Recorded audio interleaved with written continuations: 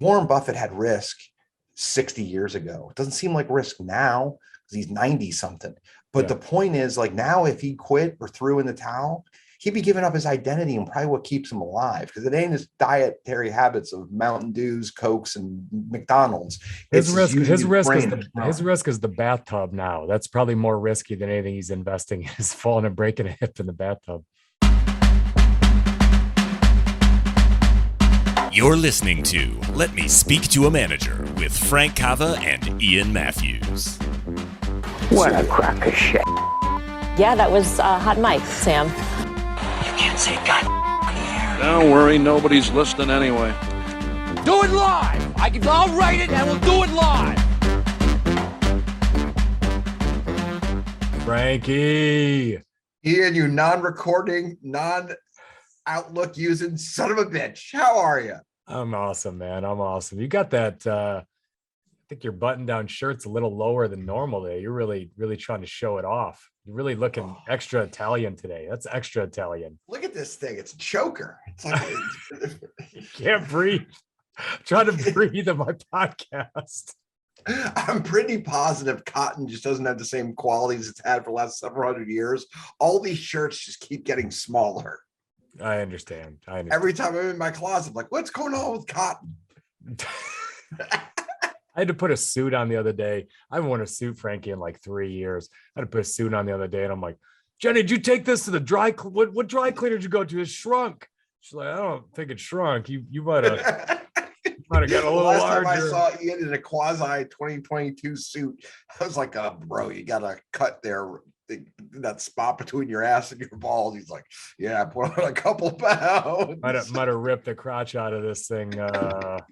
COVID. Haven't bought a suit since 2016. So that is not the topic today of this amazing podcast. Today we are talking about the emotional roller coaster that is running a small business and managing through small businesses, startup, small business, call it what you want. But Frankie and I were talking this morning, and we were starting on a different agenda that wasn't this. And I kind of kept spacing out, and Frank was like, what's going on? And just a week ago, I sent something to Frank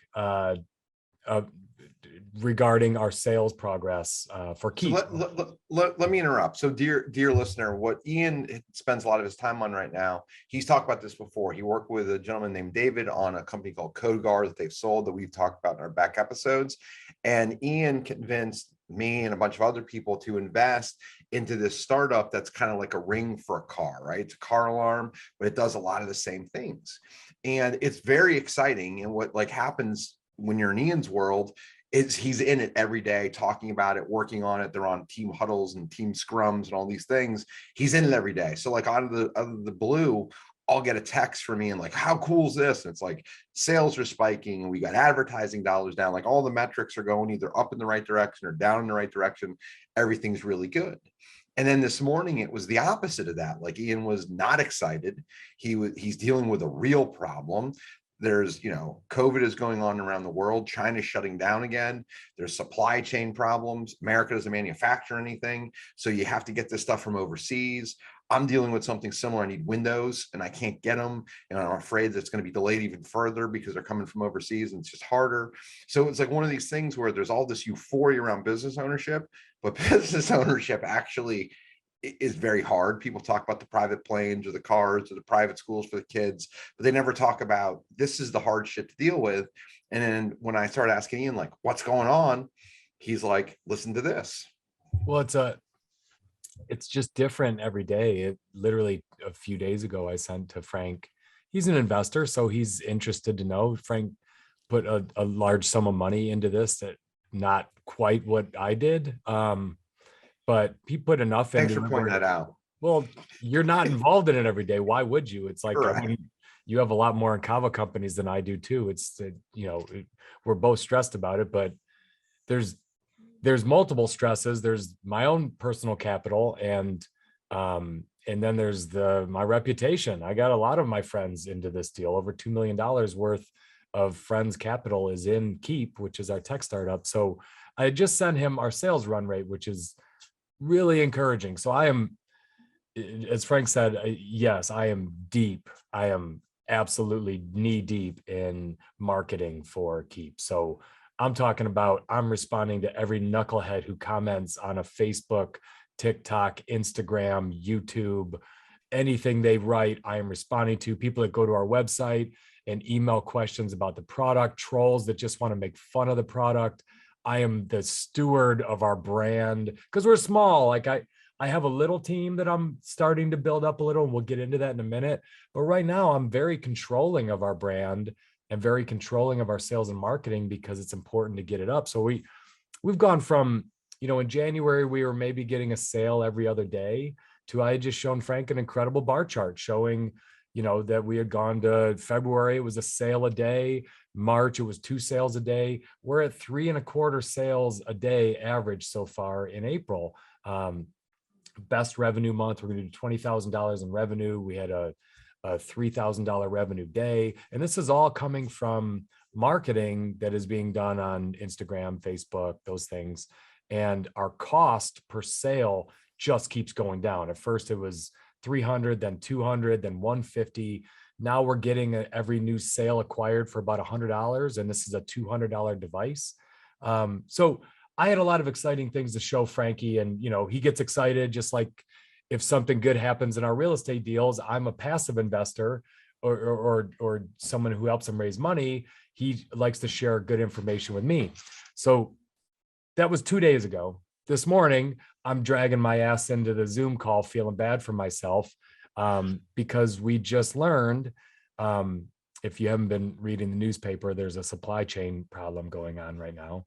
And to make a device like ours that has 20 utility patents on it, and it's pretty much a new invention, we have a contract manufacturer, and they're making it in China, and they kind of sprung a really big change order on us, like a game changer that really hurt our trust. We didn't see it coming.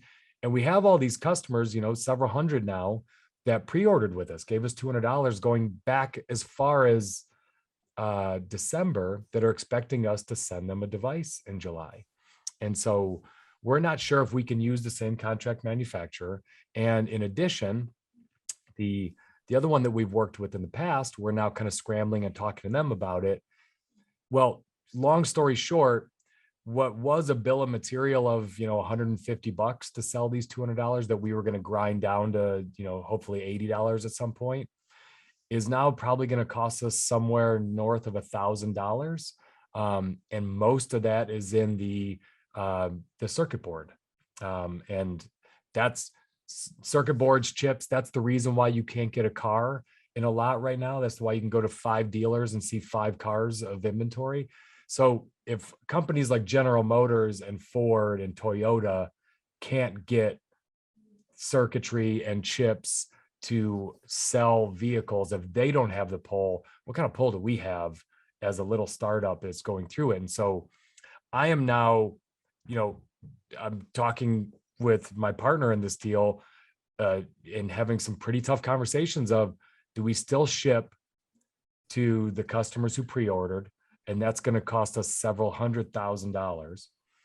And what's the value of that? The value of that is you keep your word. They pre-ordered, they trusted you. But bigger picture, we do need people using this product so we can learn from them. We can see like what mistakes are happening, what better instructions do we need to give for installation, how it runs, how it works, get some people using our cloud service, all of those things. We absolutely need some users testing it that aren't just our engineers who know it really well. Stated a slightly different way, because of the supply chain problem, this change order, you may have to pay a significant premium to get very valuable feedback, but it's at a very significant premium over what would, you can't make it up this kind of loss on volume. Like, or do we call all of them, Frankie, and say, you know what, you trusted us, we appreciate it, we just want to be very honest here with you. The supply chain has really messed everything up. We're going to send you your money back, and we're going to give you $100 gift certificate because, man, we really appreciate the fact that you stuck with us. So, we're having to make decisions like that. And then what does that mean? What does that do? And so, and this is coming up on the fact that, at some point we raised $4 million of capital. It's been a year and a half. We have a product that works. We've proven the market. We know the cost that it costs to sell these things, that there's a market for, people like the product. So now we have to go raise more money, which we would have had to do anyway. But now we got to go raise $2 million more money. So all things that I'm just kind of battling with, that, in a startup, one day you can just be sky high. And the next day you literally think you're going out of business. It's so different than business in general is a roller coaster. Even working for a big company, I kind of always felt that, but not anywhere near what it's like in a startup, in a small business. The stakes just always feel so much higher. You're so much more proud of your accomplishments, and you are so much harder on yourself when something doesn't go the way you wanted it to. So the couple of takeaways from that intro. First of all, Ian talked about being knee deep. If this was either a different podcast or a decade plus ago, Ian would have talked about being balls deep. But I think we've grown up and we can no longer Clearly talk about those things. You haven't, because you just brought it up. You have not. That was pretty boring, dude. So I'm trying to make it lighter. That wasn't even on my mind. You brought it up. You're the creep. So the other piece of this that I think is critical, and it's going to get us right into point one. As an owner, there are roller coasters. Ian talked about the roller coasters. There's ups, there's downs. I was dealing with a staffing issue this morning. Like I deal with problems. I get no credit for anything anymore. All I deal with are the issues. And that's what gets brought to me is problems. So if you don't have good people around you and you don't have a strong organization around you, it manifests and goes to the entire team. And for your team, if they feel the roller coaster, then they start thinking about all the things they should probably start thinking about. Updating their resume. Is this the right place? Is it stable? So what's really important is to be able to be the pincushion. And that's what David has with Ian at Keep. And that's what I have built here. I have a strong organization. We're going to get into a debate about should you have a number two or a team of number twos. But it's really important because there are fluctuations. There's fluctuations in every major business. You tell me that Twitter isn't going through fluctuations right now with Elon Musk trying to make a hostile takeover bid. Like there's fluctuations happening. So it has to come down to a strong leadership team and a strong organization. And it's systemic from the top down, or everybody feels those things.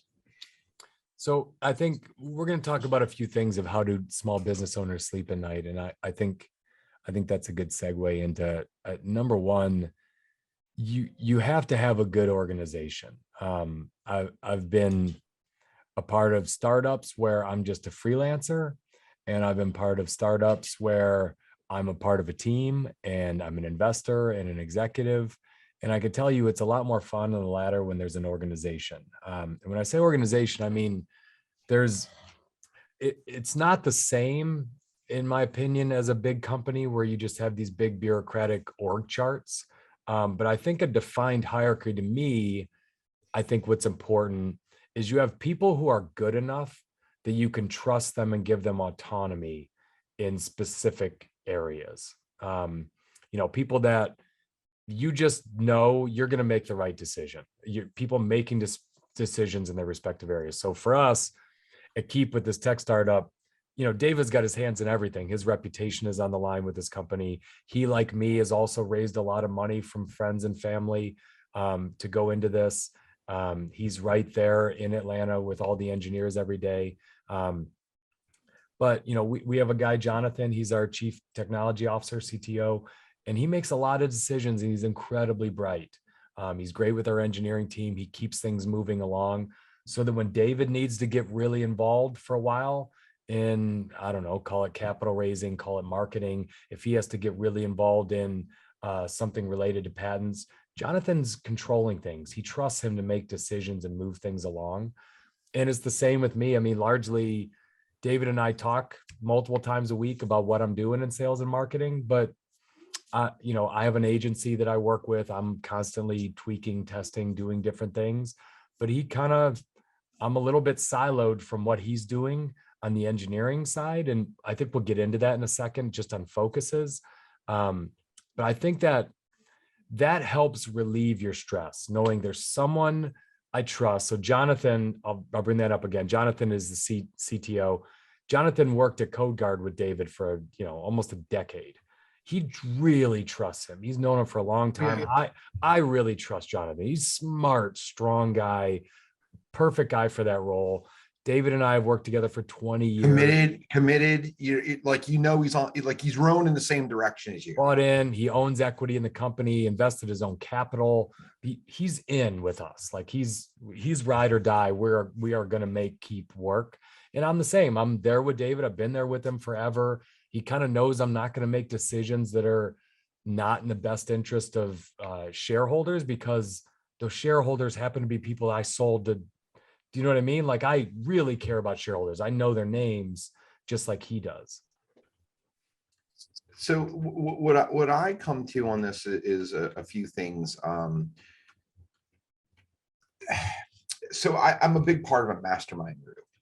So the broader context of the business world didn't have what Ian and I have. Most people in startups, like if you look at a chart of successful business owners, the older the person was when they started it, the higher the success ratio.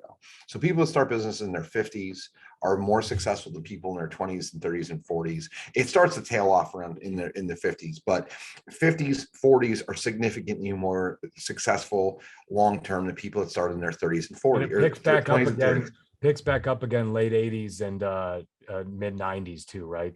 Those startup owners just dominate. But the reason I say that is usually when you start something later, you have more money or you have more experience. Yeah. And most people who I meet in the startup world, like we have the two different masterminds that I'm a part of.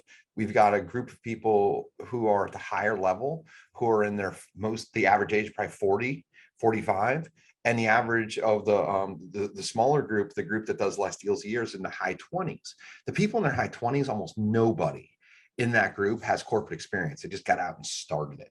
So what they struggle with isn't gumption. It's not ideas. It's usually capital and funding and structure, organizational structure.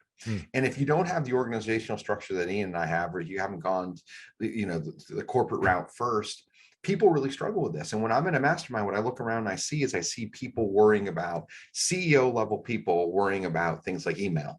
And there's a guy that's constantly checking his bank balances. Whenever I walk around the room, he's always on his computer, like his phone, looking at his bank balances. So two things, like if you're in your email and you're on your computer looking at your bank balances or your phone, you're spending all this money to be there and you're not paying attention. But what kind of a vibe does that give off to the people who work for you if those are the things that you're constantly doing? You can't look up. You can't properly lead an organization if you're not actually leading it, if you're in the weeds in the woods. So I say this from the spot now where I have a team around me. In the old days, I did those things. I just went away for 10 days. Ian and I have talked about this. I forgot to pack my power cord for my computer. And I ended up having someone from the office mail it to me. And I was packing up to leave and I hadn't used it. But that is a luxury that I have gotten to where I have a staff, I can call people. So you have to build these things over time, but there's an insular nature that you must really focus on where everyone doesn't feel what you feel. Because if they did that, they're not owners, they're employees, and employees don't want that level of stress. You have to be able to put up a wall and keep people out of it. Yeah, I love that. And even within an organization, I think it helps if the owner is kind of involved in everything all the time and a little bit of everything, but the team that you've got working for you, Frank and I were talking about, do you just have a real strong number two that's also involved in everything? Or is it better to have maybe 3 or 4 senior people that have their silo, their focus? So I'll give you an example. I'm on the front lines. I am answering questions of customers every day. I am trying to overcome objections that people might have. I'm trying to convince people why they should pre-order months in advance. And if I were on every engineering scrum, scrum is just a daily call where the engineers talk about what they're working on. I would probably be too nervous to be an effective salesperson, because when you're inventing a product, there's always problems. There's always, it's not working. This function doesn't. I try to stay away from it and just say, David, what is it going to do? What is it? Tell me the features it's going to do. I don't need to know every time you are worried about whether it's going to get there or not. Just tell me what it's going to be. And I kind of stay in my lane. I get in the scrum from time to time just to know what's going on. I follow everything in all the Slack channels, but I don't get as nearly as knee deep as David does in the technical details, because he has to. He's kind of our lead engineer. I focus on my role, which is sales, marketing, website, branding, all of the front end of the business. And I let him handle the rest. And I think that's important in an organization. Just like you're not knee deep in every construction issue. If you were, you would never want to do another deal again, because you'd have to see all the sausage getting made. So I have a perfect story for this, right? So this is like 10 years ago, and I hired this woman who was in charge of doing all the checks. And I'd be out in the field, either looking at a project, looking at a new deal, and I come in and there was 4 checks on my chair to sign. I'm like, why are these here? And she's like, well, these came in. I'm like, but every time I'm out trying to push the thing forward, I realize I have expenses going out. So what we did is I built a system where we pay bills twice a month. I know what days they are. It's planned in advance, and I get to think about a critical activity 2 times per month, and that's it. I get to work on growing a business and pulling a business, not being pulled back by the burdens of the business. And that's what Ian's talking about with Scrum calls. If he gets into the Scrum call, he's getting too detailed. He doesn't need to be detailed. He needs to understand, like, did we make a fundamental change? Did something go this way? Like, making the sausage is an ugly process. Ian needs to understand when he's got beautiful links and he can put on the grill, and he needs to sell the sizzle. And but these are the type of things that I think we're trying to drive at. You really must be able to control them yourself. In a small business, no one's going to do it for you. You have to have the foresight to say, I can't spend time here, because it's detrimental to the bottom line. I'm going to pivot to this, Ian. So I see this a lot of times. Like, people are like, okay, I'm the visionary. I'm going to go hire an integrator. It's basically Traction is visionary and integrator. So what that means is you've got like a CEO and you have a defined number 2. That works, but it also ends in breakup a lot. Like, 2 people start a business and they don't like each other anymore, or they have different visions, and there's a business divorce. And I've seen more businesses fail because of a business divorce than anything else. So what I like to do in my business is I like to have really strong people around me. They make me way better. They make our team way better. It's better for the business. And we have people who kind of run departments. But right now we have 5 or 6 different department heads, depending on how you really want to shake it out. And I think that makes us a better business. We have better, smarter people because there's 7 brains and not 2. And at the same time, it's insulated in a way that there really can't be a business divorce. And that's better for the longevity of a company, in my opinion, and what I've seen happen quite often. So if you're going to be the owner that hires an operator, I want to get a little less hands-on. I'm going to hire an operator. I think where you get the business divorce is you get the owner that wants to keep almost all the equity, and they want to make the operator do all the work. So if someone's truly running all facets of your business, and you're just the guy who started the business and you gave them control over all of the operations, what starts to happen with that is the COO, there's resentment. Whoever's involved, they resent it. They're like, I'm running this. Why are you getting all the profits? I'm not paid enough. What you're talking about with an organization where people have different departments, you're not putting all the burdens of running the entire business on any one person. So they don't feel taken advantage of. They don't feel like, well, I should be the owner of this business because I'm doing it all. They have departments. If you're going to ask someone to run your whole business without the equity, at some point that ends poorly, because they're going to just, as soon as they have enough capital to start their own business, they'll go do their own business. So that whole, I need an operator, the only way that works is if you give them so much equity that it makes sense. And then you literally go hands off on it and, maybe go buy something else. One of the things we had as our first bullet point is a defined hierarchy with appropriate autonomy at every level. If you have a number two and you're hamstringing them on comp, you're going to lose your number two. And I've seen these things fall apart for the reasons Ian mentioned. I've also seen it for the number two, just as like, I want to do a different business. I'm no longer passionate about this. Like, I'm moving, I'm physically, like there's other factors, but that's the other side of building out a team. Like, I think it's a myth that you can just and if hire. any of those reasons happen with the number two, you're screwed if you've been out of the game. Like, Correct. if you give away operations for 6 months, you won't recognize your business when you have to go get back in. Everything changes, software's moving around, people are different, processes changed, and now you try to get back in the loop because you gave all power to one person. Whereas if you have 5 people and that kind of power is distributed throughout, one person doesn't crush you. Right. And the other side of it is this, I hear this all the time. I'm going to just hire somebody and I'll be done with it. And people are under this myth that you can bring someone in and it's a lifetime appointment. It isn't. It's going to change and it's going to morph. So if you don't have a whole hierarchy or a structure, like you can promote from within, you run into these problems where you constantly have to have on cape and come in and save the business. And that doesn't have legs. Like in the beginning, when I didn't have the staff or the finances to be able to do this, that's what I would do, but it's exhausting. You're constantly pulled back into things.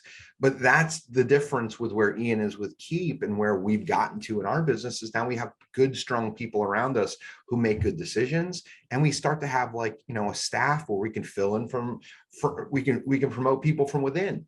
It's a very different thing. And it's a spot to get to. There's these things called valleys of death. And there's these, they're constant. They happen like, 4 or 5 times in the arc of a business, and getting through the first one is very hard because it's usually just you. And then once it's like kind of you and like 10 people, there's another one. And we're one now that's getting just over 50 people. It's the next rung for us, but you have to, you got to earn this stuff. It doesn't just happen, but thinking of it with eyes wide open is a really big way to kind of look at what the future will hold. Last thing I'll say on this is, you have a 50 employee organization, but what always strikes me about you is you stay highly involved in sales. You stay highly involved in the details of construction. You know your debt, you know your finances. You have people in those positions, but you're in tune. Just this morning you were joking around that you were within $500,000 of exactly how much debt your business had, which is not an insignificant amount. And you knew it off the top of your head because you're the one signing off on all of it. And I think, and that's appropriate. You are 100% owner of that business. You should know all the details. And I'll say the same with David and Keep. David has the majority of the shares of the company. Cool. I have no problem with it. And the reason why I don't have any problem with it, he knows enough about every facet of the business, and he's willing to roll his sleeves up and get like, he's testing, he's engineering, he'll get into the Facebook ad module with me. He goes into all those details. Now, if he was totally hands off and just telling us go build a business, we wouldn't be cool with him having as many shares as he had, right? But he's so involved in everything, he's earned it. And, we all have plenty of shares and we're all going to do really well with it. But if you want to be the owner that keeps most of the equity, you better be in the weeds with everyone. You better be willing to grind. Not live in them, but you better be willing to do it and know what's going on. And let's further this one more time. We'll move on to bullet point 2. If we go to 250 employees, there is absolutely no way in hell I'm going to know as much about every single department as I know now. I can't. We can't get scale if we have that. But what will really be important is the hierarchy. Who runs the department? Who's under them? How do we report? Your head of sales better be great. Your head of construction better be great. You better have a great metric system where you can tell across 10 different metrics how well your construction guy is doing. Absolutely. Yeah. And these are things to think about. And you may say, hey, I don't need 50 employees. I certainly don't need 250. I need 15. That's what I want. That's cool. You can land there, but you have to understand where you're at. You have to understand you're not making these decisions alone. Everybody else who works there has their own opinions of their own life and where it's going. So there has to be enough risk reward, and they have to feel comfortable and secure. And that's why we talked about keeping the roller coaster away from them. So title of this episode is How to Small Business Owners Sleep at Night. I think one of the main reasons that keep any small business owner up at night is cash, capital, cash. If you're going to be in business, the amount of available capital to you drives almost all of your decision making. And really that's what keeps most up at night. And I think, if you just equate it to individuals right now, all the folks that are panicking on Twitter because the stock market's had a tough year or crypto's down 30-40%. Anyone who's really worried about the stock market right now, I'm not one included, has too much of their net worth tied up in stocks or crypto. They don't have enough cash. If you had more cash, you would be excited that the markets have all dropped. I was just this morning. What did I recommend you do, Frankie? What was my recommendation to you this morning from an investment perspective? Take $1 million and put it into like 6 stocks. I told Frank, go sell some of those awesome houses that you bought that have done really well and go buy the market now that it's dipped. There's some really great sales going on right now. Go get yourself a big chunk of capital and put it in stocks. And now he's not going to go do that big of a crazy of a thing, but I bet he goes and buys some stocks after I said that, because he's hit one asset class has done well and the others come back and he's got the cash to do it because he's smart. It's the same in business. If you're raising money, always raise a little more than you think, because surprises will happen. And a business that runs short on cash makes short-term decisions 100%. And if you are beholden to debt or leverage and you don't have the kind of capital, you miss the best opportunities and you end up selling too fast or quitting on the best long-term opportunities. So we've talked about this multiple times. We talked about it in, the raising inflation episode that we did. One of the things that I preach around here is you have to take what the market gives you. The market was giving away houses in 2012 through 2015, and we took a huge market share of that. What the market gave you right after COVID was really low interest rates. Now those have gotten jacked way up. They've gone up like 300 basis points. But last year we refinanced almost 200 units, which is, $60 million worth of real estate at rates that are now 200 to 300 basis points, 2 points to 3 points lower than where the market is now. That matters. And taking money out then matters. Another thing the market's giving you right now is we have a president who's left office now, who was a real estate mogul. I'm in real estate. He wrote the tax code and he benefited, but so did I. So understanding what expired on March 15th and making sure on April 15th, and making sure that we took advantage of every single tax loophole or tax law that was written into the tax code before it changed into year 2022. So what we did is we did this thing called bonus depreciation with cost segregation. Now it still exists in the new Biden code, but they only get 80% now, where last year it was worth up to 100%. For me, that's like almost $1 million of extra cash that I have to come up with. So how much you make and how much you keep is huge. And there's 3 major things you can focus on. Is your revenue. Like, do you have good revenue? What are you spending? And then do you have debt? And if so, what does it cost? So in our business, the things that we really focus on is overhead is really expensive.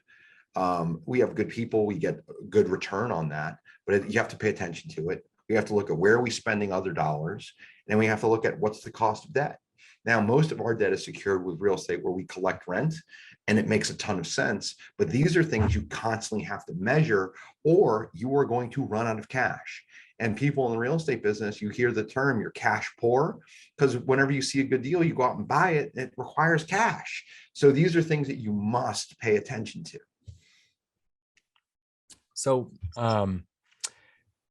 so what can you do about it? If in my opinion, if you are raising money, if you can get debt cheap and build up some cash, so you're not low in the bank, if you can raise capital from people that raise more than you think you're going to need, you just never know where you're going to have unexpected cash problems.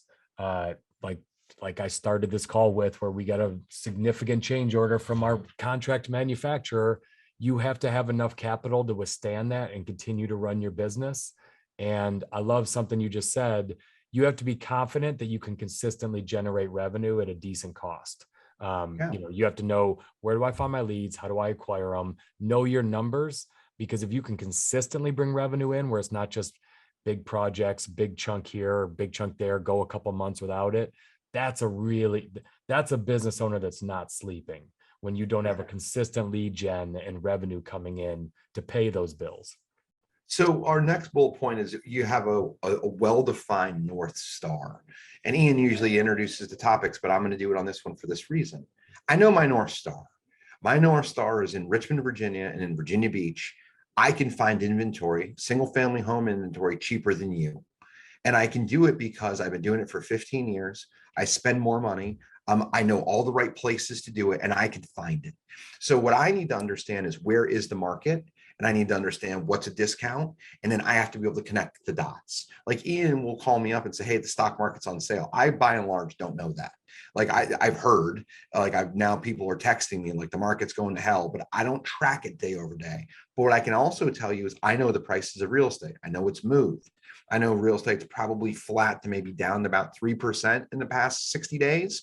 So now I know what to buy it at. And I know where someone who needs to buy it from me, I need to sell it to. I know those numbers. So my North Star is knowing what real estate is worth, and I know how to find it. Then I have multiple disposition strategies, but my North Star is very clear. Find off-market property for below market value. That's a hard business to ever go out of business in, because if you can pay less than it's worth, no matter the market, you can find someone who will pay for it. Love it. And you don't really stray from that too much. So I'm going to stick with Keep here. So we are, looking to be the best car theft deterrent in the market. And we have a number of features that no one else can offer. And for us right now as a startup, nothing is more important than just doing what we say we can do, because our first products are going to hit the market. Nothing is more important for our brand than a product that does exactly what the advertisements say, exactly what our website will do. And for us, we'd rather not ship than ship a product that doesn't live up to what we said. Because as a new company, if your brand starts off bad, we're not Procter and Gamble. We can't go market our way around it and figure something else out. So we have to be very focused on staying in our swim lane. And even though you get lots of people on social media saying, hey, it would be great if you guys could incorporate a kill switch, or have you thought about a product that you could use for motorcycles, or could you extend the range of your sensors for full-size vans? And right now for us, we're a startup. The answer is no. One day we could do that. We have a lot of people asking us if we can put sensors under the vehicle for catalytic converter theft that's been happening rampantly. The answer is going to be yes, but right now it would just be a distraction from selling our main device, that's our flagship product. So you have to really know. I'll use one other example. My 5-on-4 group. I have people ask me all the time, can you come talk to my sales team? Have you ever done a keynote speech on mindset? I'm always very thankful that they reach out to me, but with Keep and other things I'm doing, the answer is no, because I'd have to go build it. It's not in my bailiwick. If you want new manager training, I have a great program and I can do it in groups. And if you want to do it with a group of 5 to 10 managers, awesome. Here's the price. We can set it up, but it's kind of on my terms. I don't have the time or the organization to go build new content right now with all the other things I'm doing. So my North Star right now, 5-on-4 group, we do new manager training for big organizations. That's kind of it. At, about $35,000, $40,000 a pop. If you can get a cohort that big, you got me. I'm in. I'll work with your team. Here's how we set it up. I got the whole thing put together, and it's a great offering. If I were to go outside of that right now, Frank, it would either stress me out way too much, or it wouldn't be a great value to the customer for what they would have to spend, because I would have to go build it all and I would have to charge them for that. And right now, I just don't think that's the North Star of what I do with that business. One of the things that I spend a lot of my time on as an owner and a manager is telling people no. And I tell staff people no, like, hey, I've got a deal, so-and-so, it's, 2 hours from here. Should I go do it? I'm like, no, that's 2 hours there. You're going to be in an appointment. It's 2 hours back. You're going to spend a whole day doing that. You're better off calling 15, 25 leads in the core of where we work and focusing on something we're really good at. Let's say you get something under contract 2 hours from here. Then I got to figure out who to freaking sell it to because I don't have a buyer's list there. It causes a cascade of problems. You don't have realtors that way. Like you get outside of your infrastructure. It starts to take a massive toll. And I remember these people who I just thought were assholes, and they weren't assholes. They were just more successful than I was at the time. And I used to always say, it's really important. The best decisions you can say are no. And when you're struggling with money, it's hard to hear that. But the truth of the matter is, it's something you must hear and you must implement. And the people who do it very well do a very moderate amount of things. Like a star quarterback plays star quarterback. And in today's market, that's like north of 40 million a year. And I've used this example a bunch of times. I went to the University of Florida. Steve Spurrier used to also punt and kick field goals. Like, the quarterbacks weren't as valuable back then. They're more valuable now, and they do one thing. They say no to everything else except play quarterback.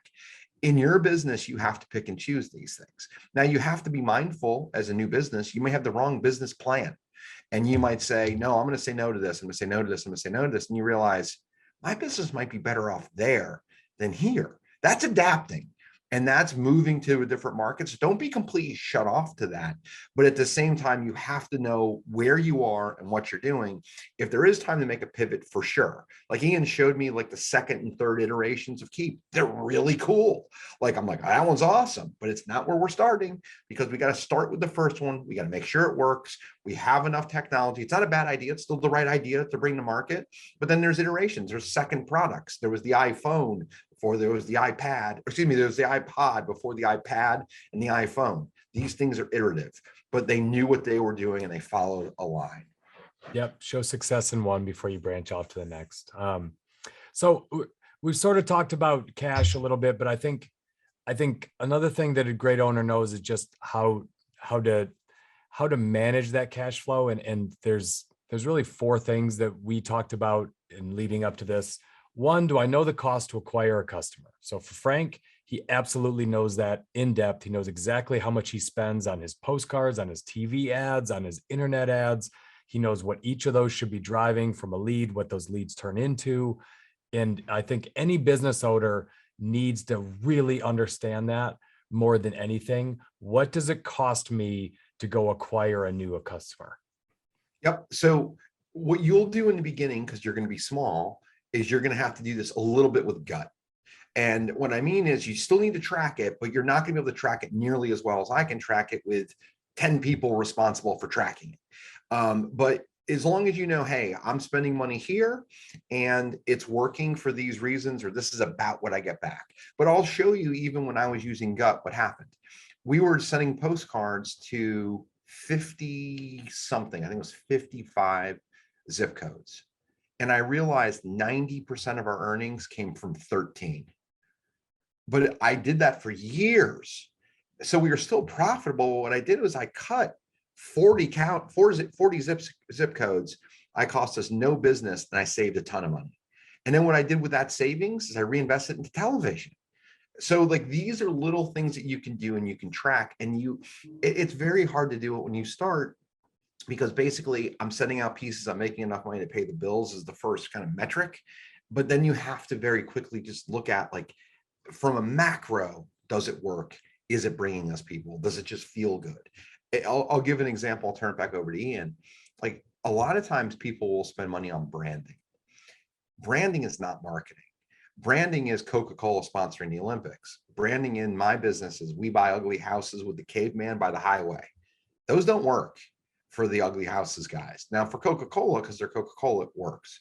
But when you're small like us, you're probably better suited sending 6,000 targeted postcards than having that billboard. I know that because I've tracked my business. Where is that inside of your business? Like, where are the things that you should, I'm spending money on this because it feels good, or I think it works, or it's vanity. Where could I pull that back and put it somewhere else? For me, Frank, when I think of your business, branding, I think you investing money just for branding would be idiotic. I think Yeah. your best brand is success. The more you close, the more you acquire, the more you buy, the more you sell, the more you own, and doing it with high integrity, where your people treat everyone that's involved in the residential sales process is treated well by your people. You treat your employees right. The longer you remain profitable in Richmond, the better your brand. To have to spend money to build your brand up, I mean, what's that going to do? I mean, ultimately, you're either successful and people want to work with someone who's successful, or you're not. So I'll make a pivot on this conversation slightly. So I'm in my 14th year of business. I can afford flyers. Now, I don't buy big ones, but by a flyer, I mean, I'm taking a chance, right? So someone from one of the local hospitals called us and said, would you like to be on the TV, the rotating TV? We buy a ton of houses from people that have problems with health, like ramps, oxygen tanks. Like, we buy houses from these people, but it's not a very aggressive, hey, we'll buy your house.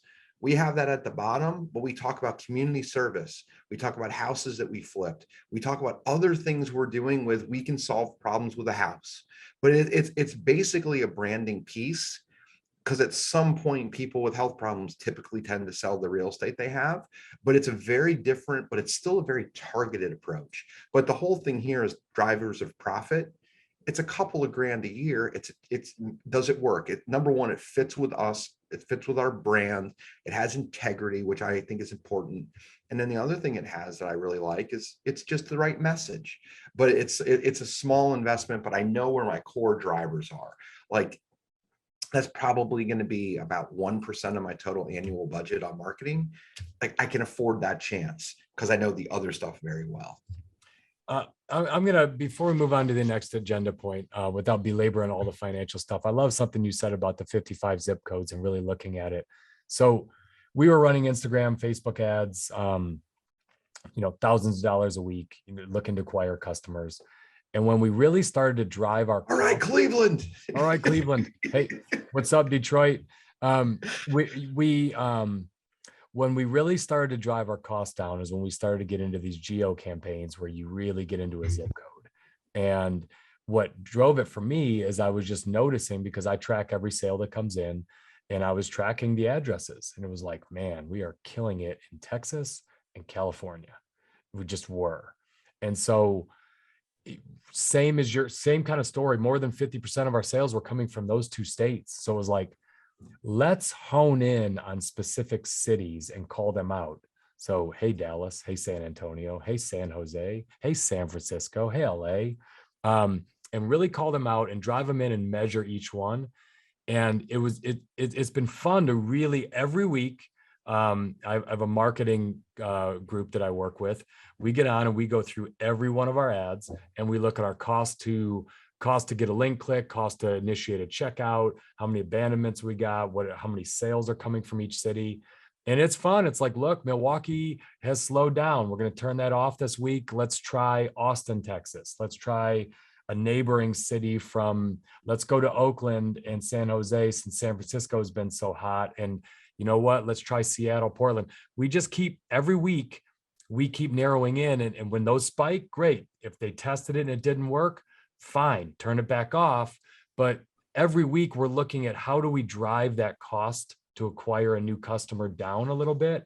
And with internet marketing, it's so easy to see your numbers. If you're not paying attention to your numbers, you're just lazy, and you could hire someone that could show you those numbers every week and summarize it for you.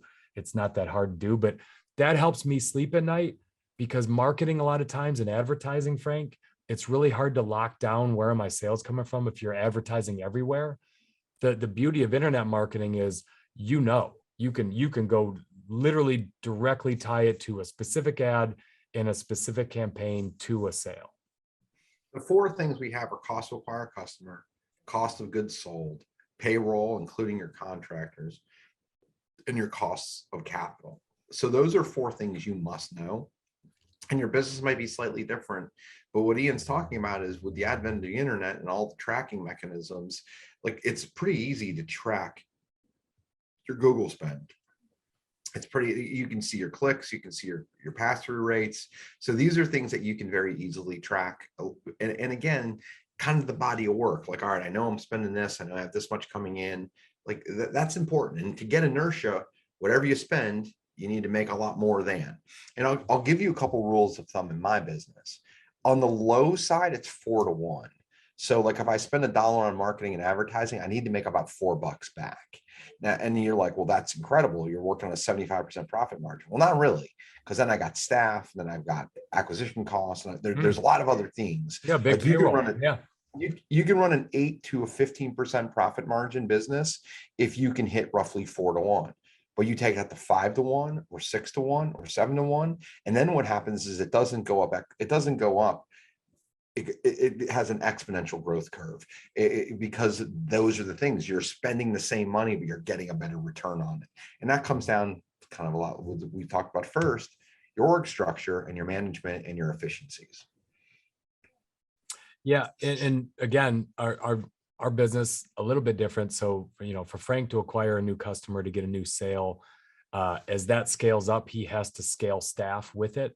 If you're in a software business, you don't have to do that. With us, we're contract manufacturing, so we don't necessarily add staff every time we get new sales. So we're really looking at it, but you got to know your cost of goods sold, and does it scale with sales or does it stay flat? Another thing that's pretty cool about what we're doing, Frankie, is we have a $60 annual fee that you have to pay us for the cellular coverage, for storing on the, which is pretty high margin for us. So our cost of acquiring a customer, we're going to have to learn over time. But if all of our folks continue to renew and pay $60 a year, that cost of acquiring a customer goes way down, because the lifetime revenue of a customer is not $199. Now it's $199 plus 60, plus 60, plus 60. And it starts to become more profitable. We have to learn that over time, how many people will be willing to pay that $60 annual fee. So this is a blended knowing your North Star and also understanding the main drivers of profit. Like if you want to build a business for sale, you need to know what you're building. Like I'm not building my business for sale. I'm building my business as a hedge against inflation and as a cash driver. And that's what I built. That's what Ian did when he went into his industrial properties. But when you're looking at a business and starting a business, you need to think these things through. What Ian just added is a subscription model to his business with Keep. That has value on the back end. Like if you were going to sell what's called recurring revenue, you've got a subscription base over years, you can tell how many of those, what percentage of those people renew. Like those are things that can sell at multiples. So if you're thinking about like, what does 5 years look like? What does 10 years look like? What does 20 years look like? If you're thinking of an exit, thinking about all of these things. Like Ian and I have talked about a good friend of ours. It's a better friend of Ian's than mine, but I met him through Ian. He owns a wine company and they have a subscription business. And his subscription business was something that kept him in business during COVID. And it's the biggest profit margin portion of the business. So these are things that you can look at like, okay, I know my North Star, but how do I add something to my North Star that functions in the same universe and still works with it? It's still a car alarm company, but we're going to give you a subscription to go with it. Oh, now I got 2 bites at the same apple with that customer. Like, does that make sense? More predictable revenue. I mean, it comes back to, do you have consistent, predictable revenue? You're not choppy with your revenue. That leads to cash. That leads to all those things. So yep. Number 5, I think you have to be a small business owner. You have to be comfortable with risk in general. So if you want to sleep at night, if you're someone that is just diametrically opposed to risk of any kind, you don't jaywalk, you never get in an Uber without putting the seatbelt on before they start driving away. If you are just someone who hates risk, you won't sleep at night being a business owner, because you can't survive. It's not even that you can't grow. You can't survive if you're someone who tries to hoard every penny of money, every penny of revenue that you generate. Nothing risked, nothing gained. Most business owners that are starting it take every dollar they get from customers and they pour it right back into their business. And oftentimes you're taking swings on things that might not pan out. You could have 10 or 12 investments going, hoping one or two of them really kill it. And 10 of them, you look back and say, well, we tried. That didn't do a lot of anything. So I think in general, you have to know yourself. You have to know yourself. How do you look at risk? Are you a person that likes tech stocks? Are you a person that likes all of your money in treasuries? Do you like to buy slow, boring bonds? Or are you someone who's buying the Russell 5000? What are you as an investor? What are you as a person when it comes to risk? Because if you don't like risk, small businesses are just fraught with risk. You live every day knowing that there are a lot of forces rooting against you as a small business owner. So I completely agree. People that I know who are like the most disciplined or the fittest, they're typically not people who are business owners. They're people who are typically employees. They're accustomed to getting to work at a certain time and leaving at a certain time. Like I'll talk to people who I know, I have people around me that are accountants, and they always talk about like, when I get to my number, I'm done. Like I'm way past their number. Like it's not the number for me, it's the process of building something. It's different, but it's been who I've been since I was a kid. I was always this way. When I was like 8, my mom will tell stories about it. So I knew who I am. I know who I am, and I always have. That's part of it. The other thing that I think is really critical here is if you don't make at least $1 million in business and gross sales, you're probably making less money than you would make if you were simply an employee. So you need to understand that. You got to be honest. Like I'm busting my ass for what I could probably make in salary. So you need to know that. The other piece of it is this, like, are you a saver or are you an earner? I can manifest the story a bunch of different ways, but I can do it. This is probably the best. I got married late in life. We've talked about this. My wife and I were talking about finances before we were married. And she talked to me about the laborious process she goes through with her budget. And I'm like, yeah, I can't do that. And she's like, well, you got to have a budget. I'm like, no, I don't. And I showed her my bank account and I have a shitload more money than her. And I said, I kind of keep it in between the gutters. Like I know over here is too, I'm not going to spend probably any less than this. And when I start getting closer to this number, I know it gets high, but I know what I bring in every month. And that's kind of how I manage it. And she's like, well, you don't track like groceries or dinner. I'm like, no, I know a mass number and I kind of stay in the middle of it. And she's like, well, that doesn't work. So we ended up going into different finances, but that's why I'm an entrepreneur and she's a professor. She's way smarter than me, but her risk tolerance is very different than mine. And I'm in the right lane for me because I know how to manage that. It feels good to me. And there's periods of stress, but at the same time, I know how to manage it and I know I can earn through it. I have all those strong fundamentals, but I know I can find another house. I could do another deal. And that's what keeps me going. And I think this is a critical thing to look at. If you're young and you're thinking, do I start a business? Like you have to know that like there are going to be horror stories and things that you're gonna have to live through because you have to have a high stress tolerance and and in a lot of instances you have to out earn the problem. And in 5 years of marriage, Frank had to create his own separate bank account so Ellie could never find out how much his food and beverage bill was every month because it would horrify her so much she might leave. Always a fat joke. And the best part about this is now we feed 2 children that are my spawn. They eat like you. They eat like you.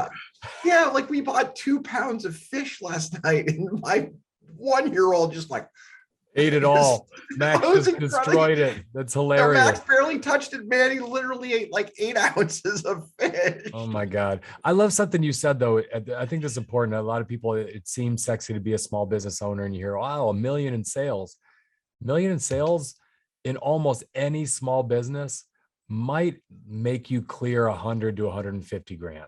In almost every business, it's under 200,000. Yes, you're making maybe 150,000. You look at that and you're like, go be a top salesman somewhere. If you're good in sales, you'll be making 250, and you'll be, you don't have all of the stress of taxes and regulations and employees and hiring. And, you better be clearing 2-3 million if you want to be making, game changing money. And 2-3 million, if you're doing scale, isn't enough. Like last year, we're like right around 15 million. And it's taken a long time to get there. Yeah. But if you're making $1 million and you're clearing 150, what are you paying in health insurance compared to working in another company? You're paying multiple bites to tax Apple versus if you were an employee, it would probably be a little bit less. So you have to look at these things. And this all comes back to understanding the numbers and paying attention to it. Now, in the beginning, I was having lunch with one of my uncles last week, and he goes, I remember when you quit your job, we all thought you were nuts. And I was making a ton of money, like $500,000 a year. And I quit to go into something that paid significantly less, but I knew that we had to go there. I think, and there's one of the things that you mentioned that I think is worth just talking about is your accountant, who was saying, when I hit my number, I'm done. Did you used to kind of have a number in your head? Did you used to have a number in your head, like, I'm going to quit when I hit a certain number, like before you just got fed up and left? Was there ever?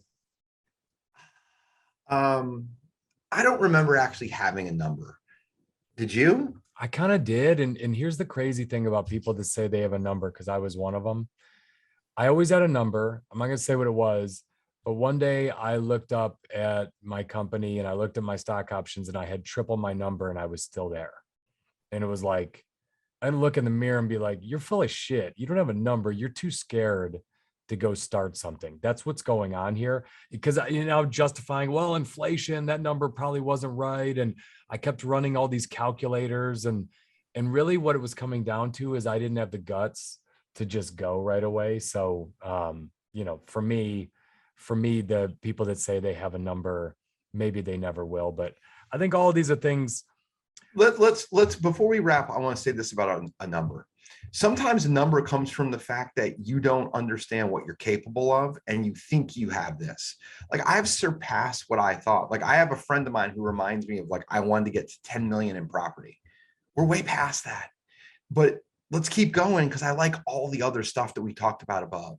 Like, we've got a strong team. We've got the right things in place. Like now for me, it's not that point to wrap it up, because we've got this momentum, and the sleeping at night has come back to my life because of all the steps we took to get here. So It's why easier? stop? So for you, I think this is important to talk about. So in a small business, when you had 10 million, when you said that was your goal, Frankie, you didn't have the infrastructure to get there. So it felt like this incredibly tall mountain to climb.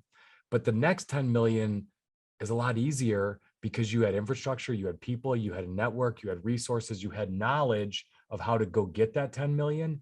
It gets easier and easier to make each next. And so why not do it? Because the next 10 million is more fun. The first 10 million sucked to get there. You had to eat a lot of shit for 10 years.